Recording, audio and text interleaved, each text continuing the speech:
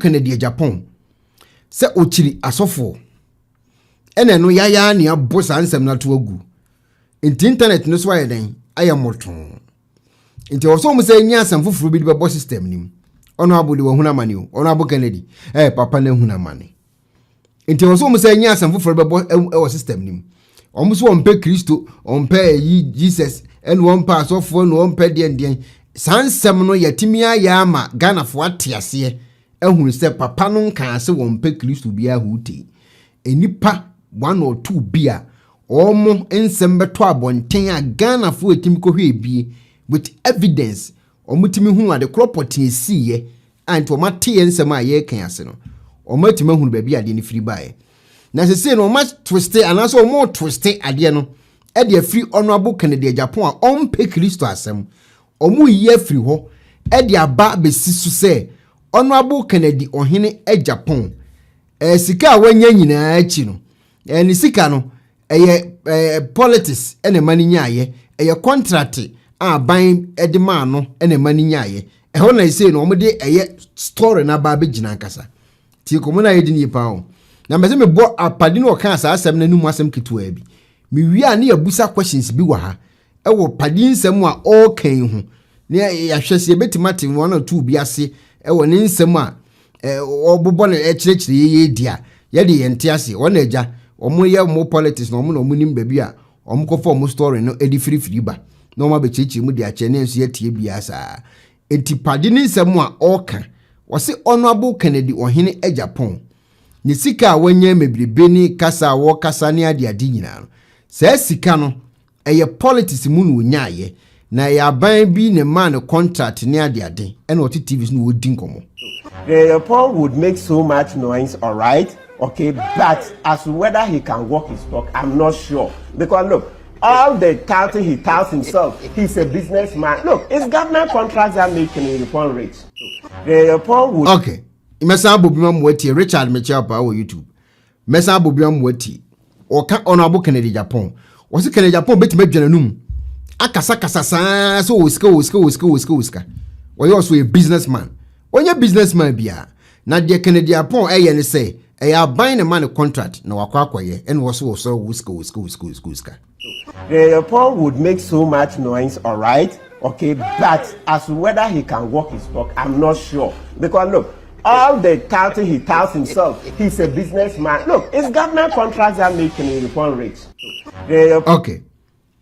Asema ye nua na ye papa ya na ye brother ye ken ye nyina ye mfanto nsane ne musa questions NDC fo yi ba ye omani abre papa omo chiwa ne ye chiw sisi akase ye bechi na ado na afa asem nasi ye chi ya ne ye chi me pa cha moteda se yokofo so omo behwe Kennedy eniomam na waje aban contract a wanye enti ye frɛ so omra mbeyi ne hu ano ana ebia me na mente da ebia mo hwe me mateda na ebia mente ya betimi de aba comment ni akan mateda se ye Venice papa ye Venice o chingo fu Venice mpo Venice attorney general mo ne kwesi ajaben mo ne ade kwesi ajaben kura de na honorable Canada Japan say ono no ye NDC ni tinini kwasen komoma ne baba ye special prosecutor no kura mateda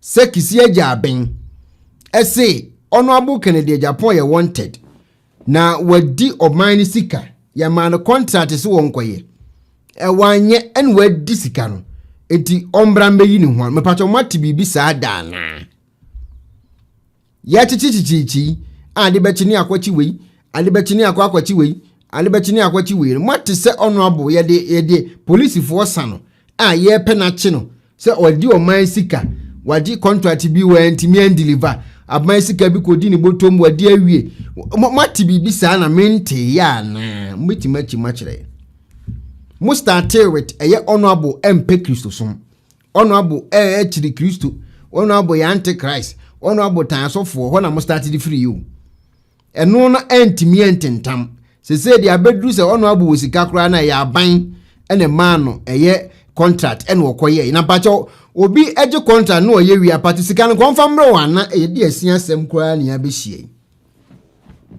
edi asia asem ne abehie kamu ken na me so Honorable Kennedy Japan aban man contract wanye wadi sika no na mama kana mo sane ye pese ye tie na aban ma obi contract waje wakoye awie wanye ne sika atru se usi yanye ne den se musen kese nke yanye ne den ke yankobu na ye brati nyankopon he Kennedy abro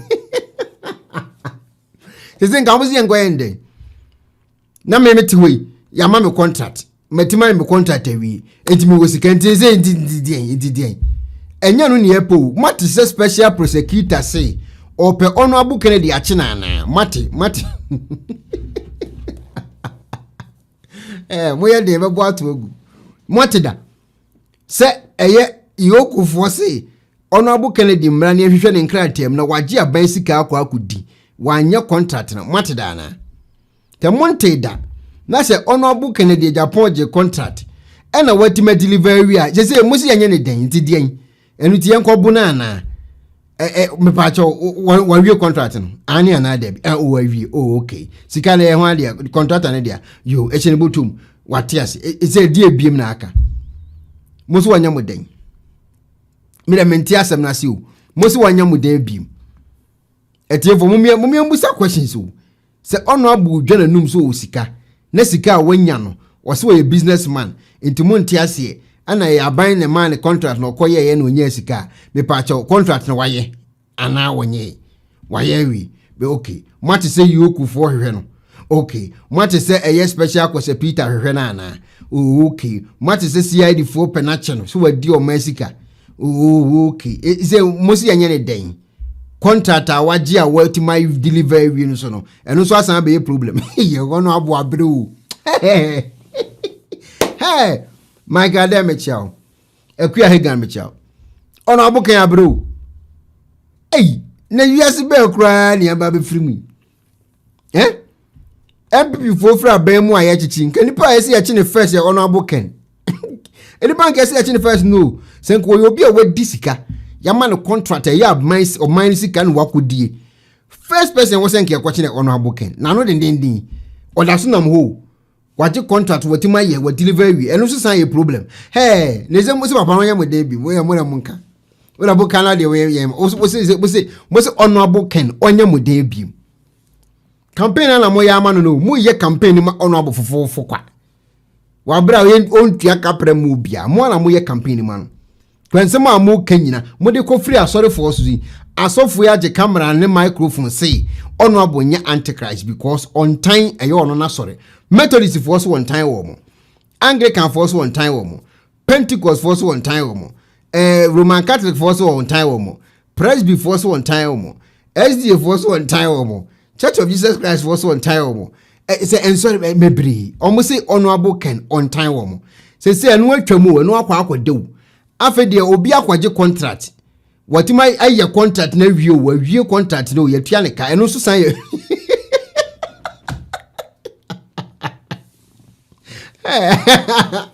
hey, dear Zim Granny Ababisi.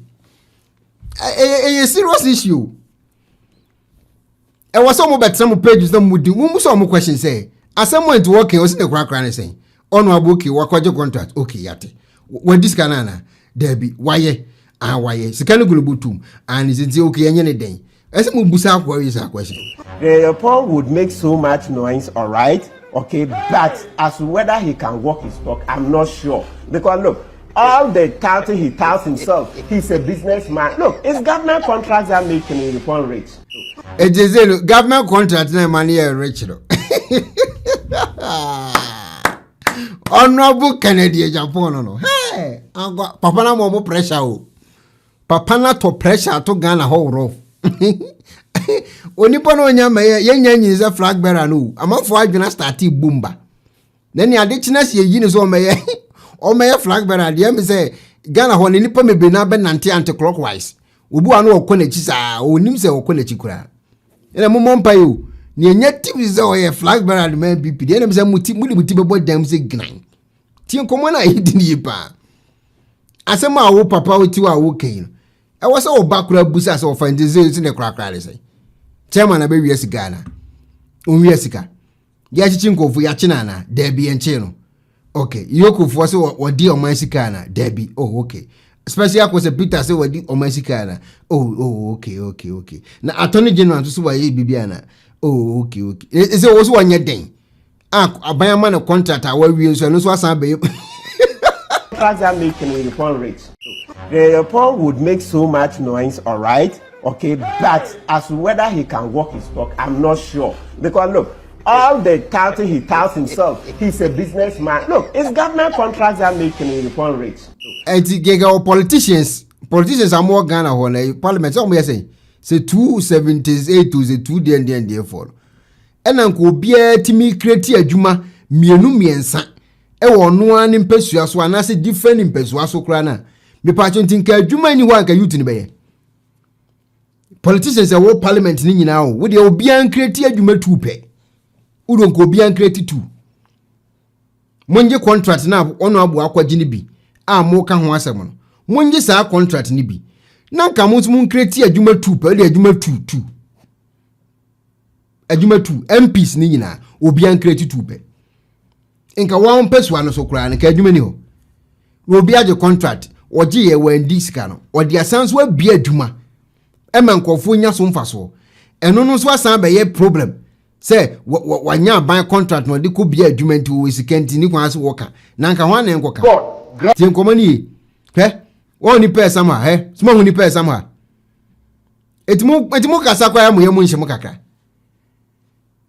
muka senti mu yamu nhye mu kakra he nipa ba ko pe o we ne company ba ko no mu go za no eti mu yamu nhye mu se nipa ba ko eti ma fa we mu nyina adwuma na bosu me ko otwa o mu kakra ni me ko anka meti be me ya Jordan lo me no me chia o me ko anka meti be me ya se bosu me be so no u calculate sika wu tua mu obi anfa so de otu obi aka 20 Ghana kura no a wo de calculate nipa no wo tiri kura bebum enso wani mo obi aka tu obi aji o papa na kwam se na adwene na minim adwene da ne tirim because wo be na kura kai sa no ma we nyina the companies dodo ni nipa dodo ni no quality minim house yi dwene etinka MPs e wo parliament ho no obi a timi create adwuma 2 pe e ma nkofo mebrebe we nya adwuma ya nkenye no ano na kwa brania ye we nyina o sika na mo se waje ye contractor wodi aye contract na wie ne faso a wanyi wodi abia adwuma ma e wo Ghana hwa o omi adwuma wo kuro bia so ye wo asofo wo Ghana omo wo sorry nyuma mebre e wo Zambia ene Zimbabwe ni Malawi asofo mebre wo Ghana enu wonti na members meka ho asem ono abu abie wo no ani kurom Ghana o e ma Ghana fo na aye o munti ase sesen Papa na started 2007. Life to 70, I'll do wonders in this country. God grants me life to 70, I'll do wonders in this country. If there's economic stability and political stability, with no vengeance, nothing, let's move on. You'll see the number of employment I'll create in this country. Let's take a look at it today. 16 years later, an Honorable Ken is not even 70 years as we speak. At the heart of the Free Zones enclave in Tema rises the Platinum Plastics Company, a new industrial pride under the wing of Honorable Ken.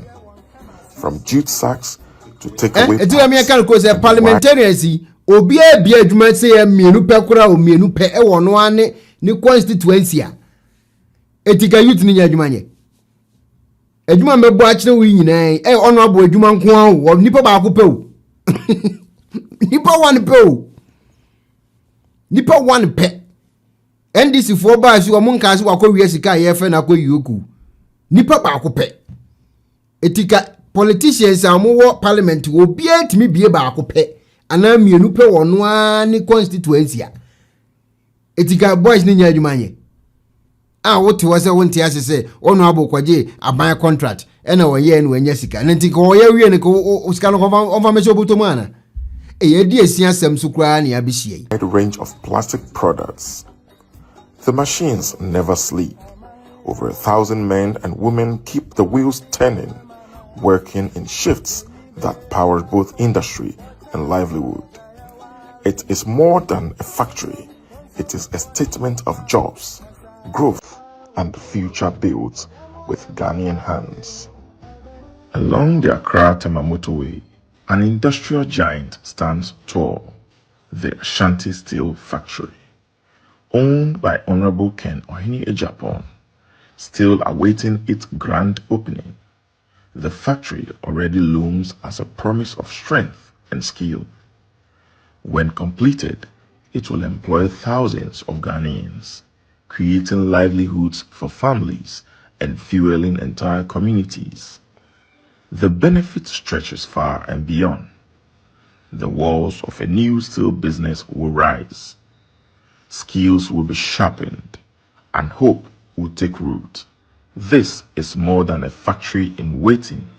It is the architecture of progress, a foundation of Ghana's future prosperity. Honorable Ken has secured vast arable lands at Sege in the Greater Accra region, at Didome and Adaklu in the Volta region. On these fertile soils, maize and cassava will be cultivated, not only for food, but for ethanol. When completed, this plant will create jobs for thousands of Ghanaians, from farmers, factory hands to technicians, creating jobs across the value chain. It will open markets for local growers, cut down Ghana's fuel imports, and save the nation millions in foreign exchange. At least my steel plant, every shift will take 500 a day, 1,000 workers from one plant. Motorways, is there. Opa, the biggest coal store in Africa, been built 31,000 tons. Who do Tamanu Town Kwanswa? Papa be Nico's your friend, we too. Next to we too. Go and find out yourself. Have done another one at the park, a war in Sionano. Go and see it. I create jobs. Yeah, we know you for that. But you are noted for job creation. Yeah, I'm creating jobs. Good. Because some mama me mind and man here and yet you man here. Let me just take my money outside. Yeah. Now I see young men and women, good grades. Every school 5 years. When I see such things, I feel so guilty as a politician, and I'm not able to help all these people. Fruitiland is another manufacturing company established by Honorable Ken in his constituency at Asin Yankumasi of Asin Central in the central region of Ghana. This company has provided jobs for thousands of farmers, women, and youth. Tank, evaporator feed tank, is then washed and transported into a stratus, where the extractor punches a hole at the top and squeeze the juice down through a tube into a turbo filter. Simultaneously, the peel is also removed and conveyed by conveyors onto a waste bin. The juice, which contains pulp, is then transported into a filter where the pulp is removed. Has a capacity of producing 300 tons of cassava starch daily. The management of the factory hopes that the Amantin Agro-Processing Factory will become the largest producer of cassava starch in Ghana and West Africa at large. So Amantin Agro currently In Atebu Township, a newly constructed cassava starch processing factory known as Amantin Agro-Processing Factory has conducted its first tests to examine the efficiency of the processing line in processing raw cassava into starch for export on the international market. This has become a profitable initiative to the economic growth of the Amantin Atebu Township in the Bono East region.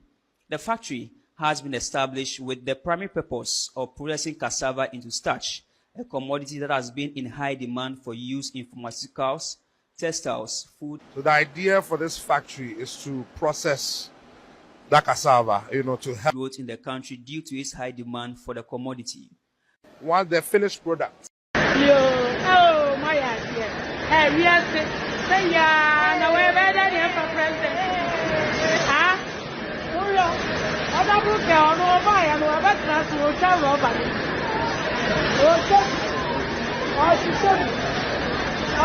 Now, now, parking. Kidi. Oh, the president of Obama you say yes. Asipa. Oh, Asipa. Yes.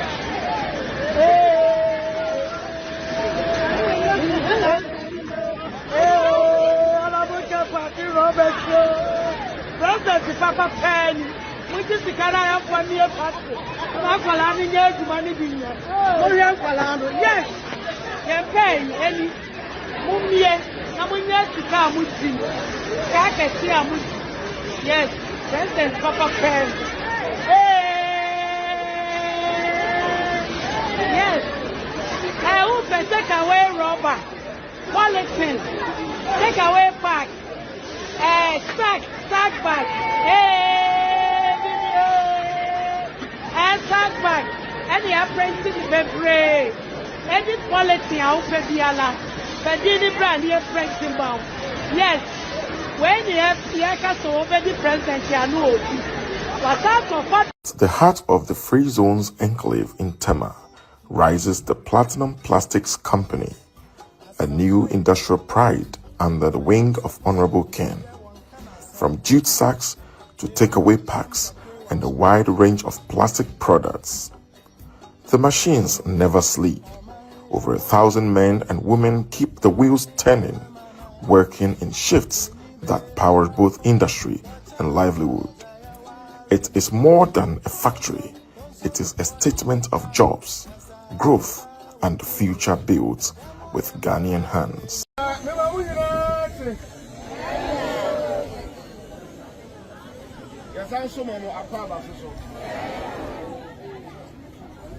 I know pay there. When you are said that you wouldn't pass say no more year Juma. A man Niji. It's answer Sabi and the Majuma is so. We soon start it to be Panano.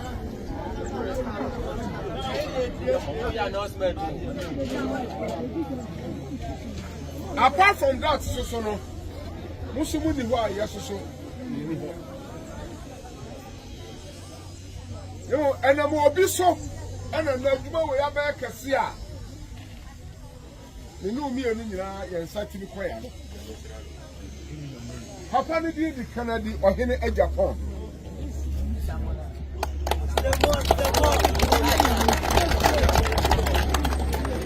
Yes, sir, you may see at a year.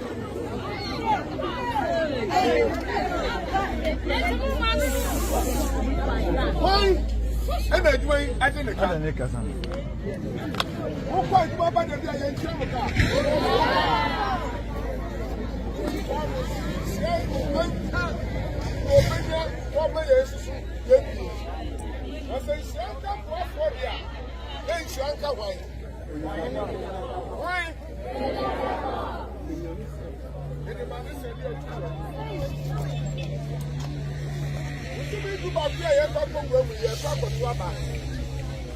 yeah, you do already MPP and him running NDC for the year a day. The percent money I can see, I will say. And to so be a costume also. That's what I'm fire. I'm on fire, my wife. Why?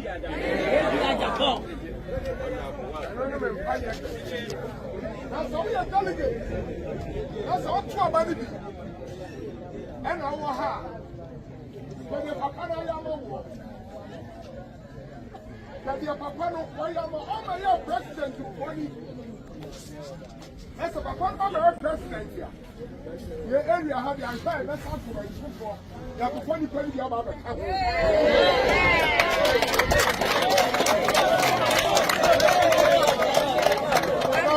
I was young for. I'm missing me could be a barbering shop kitwabi. Oh, Ghana. See, I'm sitting 50. It's between one honorable coed, yes, idea winner. I don't know what to me, yes, idea winner. Okay, maybe the team will see a solid. Maybe a team near solid. Because so when your team is solid here, Ghana, so baby a Juma or Ghana. Now, what Juma let him up, calling him more baby branches. And ya better. Or more brochure maybe a Juma or Ghana dano, and a better the Americans. Enya betew. The way nkofo system le no. Eti honorable no timika say nkofo ni bi ye natural born bad ya ana Ghanaians natural oya metenase. Minim baby odi story ni free benti a wodi sa nkomo no. Indi so obetena TV so ebe ka se honorable Ken eje contract e wa aban ho. Enti na watimanya sika me pa cho contract na oje ye na no bi na wani gusu a wahwe. Onu no dia bi adwuma ma Ghana fo no enya bia ye no. Enti nipa obedi sa nkomo we tu abonten no. Wanimu ankasa na egu ase. The report would make so much noise, all right? Okay, but as to whether he can walk his talk, I'm not sure. Because look, all the touting he touts himself, he's a businessman. Look, it's government contracts that make him report rate. It is a government contractor, Kone Kwajibi. Yoku bayi, NDC for basi. Mente se honorable Ken yoku for reno. Mente se special kwa se Peter reno. Mente se attorney general mo peno. CID phobia mente so mo ko reno. Enka si amana ban contractor wanye wa disika no enti epenache no. Enti se contractor ban de man no watimedi aboa Ghana for ye pepa.